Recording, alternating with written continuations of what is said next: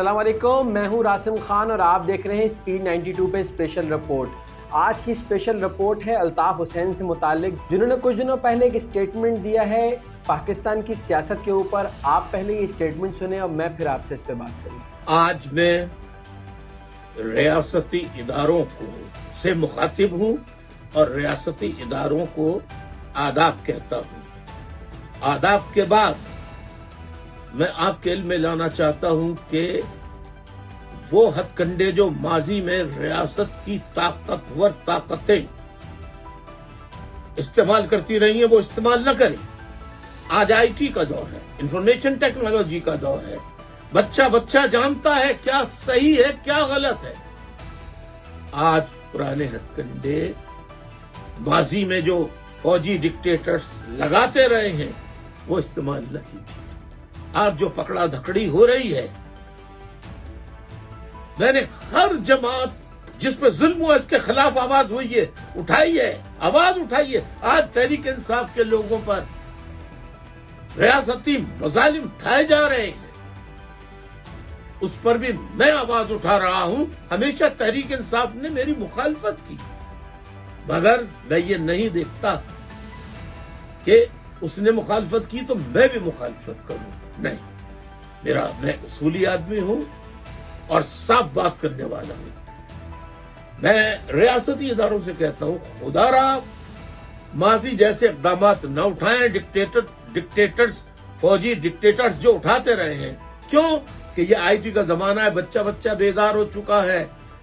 वक्ती तौर पे लोग खामोश हो जाएंगे मजालिम पर, लेकिन दिल में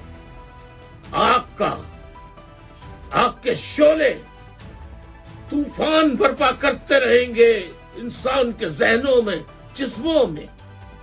याद रखिए, आज अगर आपने मेरी बात पर तवज्जो न दी और बातचीत का रास्ता अख्तियार न किया, तो याद रखिए बच्चा बच्चा डरने वाला नहीं है।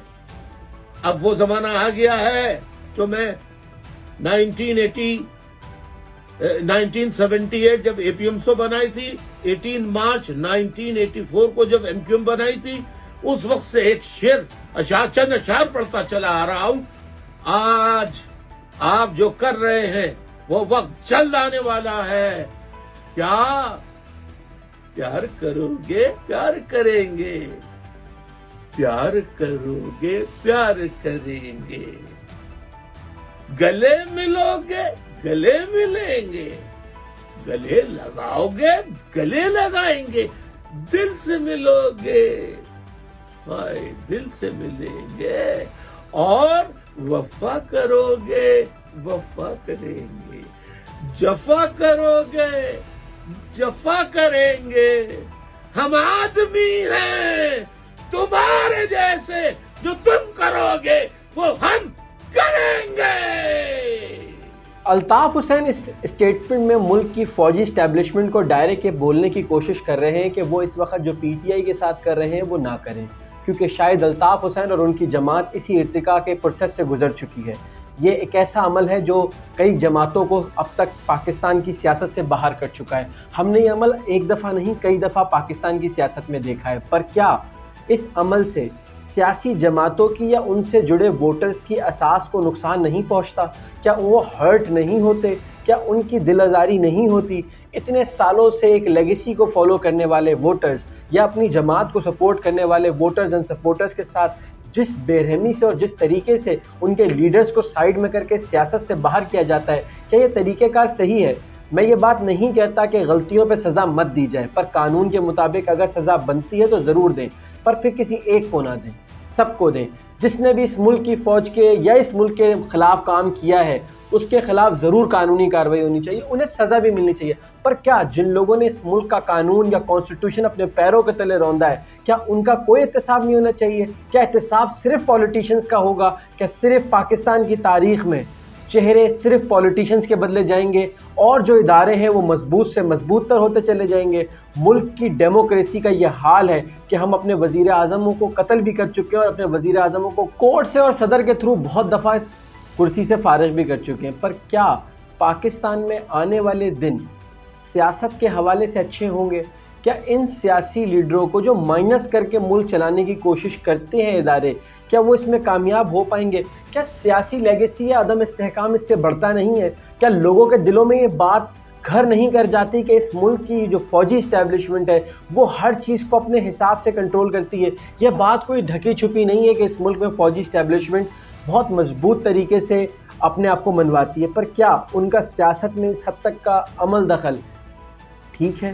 کیا آپ لوگ اس بات کو سمجھ سکتے ہیں کہ پچھلے 8 سال کے اندر پاکستان کی سیاست میں کئی لوگ مائنس اور پلس ہوئے اور پھر یہ پروسیس جاری ہے؟ اس پروسیس کے بیچ میں جو قوم نے سیکھا ہے وہ ہے تشدد، اس قوم نے سیکھا ہے باہر نکلنا، اس قوم نے سیکھا ہے لڑنا۔ اس کا ایک عملی مظاہرہ ہم نے 9 مئی کو دیکھا۔ لوگ نکلے اپنے حقوق کے لیے تھے، پر وہ حقوق کی جنگ ایک وقت پرتشدد واقعات میں بدل گئی، اور پھر لوگ وہ کرنے پہ مجبور ہوئے جو اتنے سال سے وہ سوچ ہی رہے تھے کہ انہیں کرنا چاہیے۔ غلط کیا، نہیں کرنا چاہیے تھا، پر کیا آپ نے ان کے دل میں اتنی جگہ نہیں کریٹ کی، آپ نے ان کے دل میں اتنی نفرت نہ بھر دی کہ ان کی جو پہلی ویلیو تھی کہ جو وہ پہلا اٹیک کریں تو آپ ہی کے انسٹالیشنز پہ کریں، آپ کے اداروں پہ کریں؟ غلط ہے، میں اس کی بالکل حمایت نہیں کروں گا۔ پر کیا آپ کو یہ نہیں سوچنا چاہیے کہ پاکستان کی سیاست میں ایک سیاسی لیڈر جس حساب سے اپنی جگہ لیتا ہے اس کو اس کے جائز حق کے مطابق جگہ ملنی چاہیے؟ غلطیاں تمام سیاستدان کرتے ہیں اور آپ ہمیشہ ہر سیاستدان کو معاف کر کے واپس لے آتے ہیں، یہ تاریخ بھری پڑی ہے پاکستان کی سیاست میں۔ پر کیا لوگ اب اس بات کو سمجھ نہیں گئے؟ کیا لوگوں کو جو کچھ پاکستان میں ہو رہا ہے سمجھ میں نہیں آ رہا؟ پاکستان کی سیاست اور پاکستان کی طرز سیاست کو بہت تیزی سے بدلنا ہوگا۔ الیکشنز ہر چیز کا حل ضرور ہے، پر کیا یہ الیکشنز ہونے سے پاکستان میں عدم استحکام ختم ہو جائے گا؟ پاکستان کی معیشت بہتری کی طرف جائے گی؟ پاکستان کے سیکیورٹی چیلنجز ختم ہو جائیں گے؟ پاکستان جو قرضوں کی دلدل میں پھنسا ہوا ہے کیا وہ اس سے کبھی باہر آ پائے گا؟ کیا پاکستان کی معیشت ٹھیک ہو پائے گی؟ کیا الیکشن سے یہ سب کچھ ہو سکے گا؟ تو الیکشن ضرور کرائیں اور کرا کے جلدی اس ملک میں ایک منتخب مضبوط سیاسی حکومت لے کے آئیں جس کے پاس پورا مینڈیٹ ہو اور کوئی عمل دخل نہ ہو۔ ضرور اس ملک کے تمام اکائیاں اور تمام ادارے ایک دوسرے کے ساتھ مل کے کام کریں، پر ایک دوسرے کے اختیارات میں عمل دخل بند کر دیں، کیونکہ یہ پاکستان اور پاکستان کی جمہوریت کے لیے بہت ضروری ہے۔ میں آپ سے ملوں گا اب اگلے پروگرام میں، جب تک کے لیے دیجیے گا مجھے اجازت۔ اللہ حافظ۔ پاکستان زندہ باد۔